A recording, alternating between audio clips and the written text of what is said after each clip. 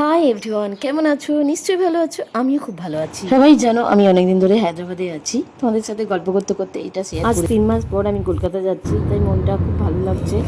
আর তোমাদের যেদিনকে ticket book করেছিলাম সেদিনকে আমি শেয়ার করেছিলাম যে সবাইকে শেয়ার করেছিলাম আমরা 11 তারিখ কলকাতা যাব, কিন্তু না, আমাদের 10 তারিখে মানে একদিন আগে আমাদের টিকিটটা এগিয়ে নিয়ে আসা হয়েছিল। আমরা 10 তারিখ কলকাতায় যাচ্ছিলাম।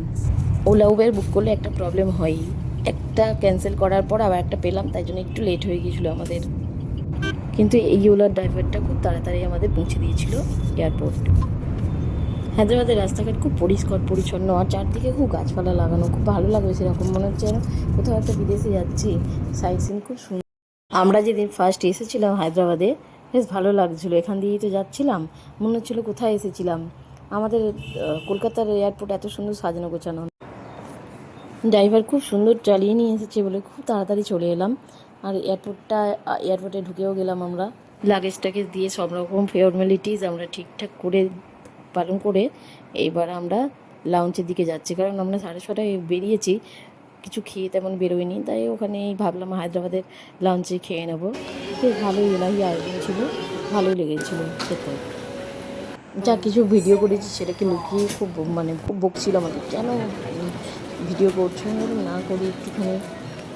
রান্নাগুলো কিন্তু হায়দ্রাবাদের মতো না, মানে সবার জন্য করে, তো ওই জন্য ওই রকম হায়দ্রাবাদে যেরকম টক থাকে, তবে কারি পাতা দেওয়া থাকে, এরকম কিন্তু রান্না না, সবার জন্য বলে খুব সুন্দর ভালো কোয়ালিটি, ভালো টেস্টও খুব সুন্দর। কিন্তু না করে দিচ্ছি বুফে সিস্টেম আছে, তারপরে নানান রকম কোল্ড ড্রিঙ্কস, চা, কফি সব কিছুই আছে। তুমি যতটা পরিমাণে খেতে পারবে তুমি ততটা পরিমাণে খাও।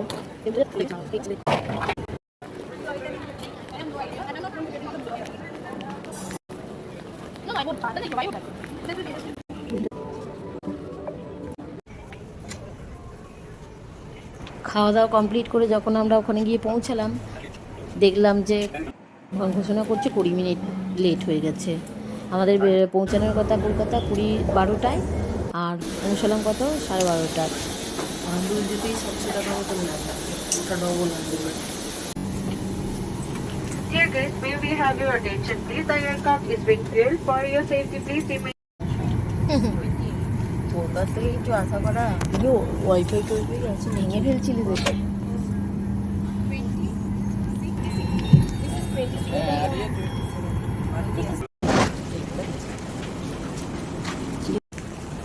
কলকাতা এয়ারপোর্টে নেমে পড়লাম।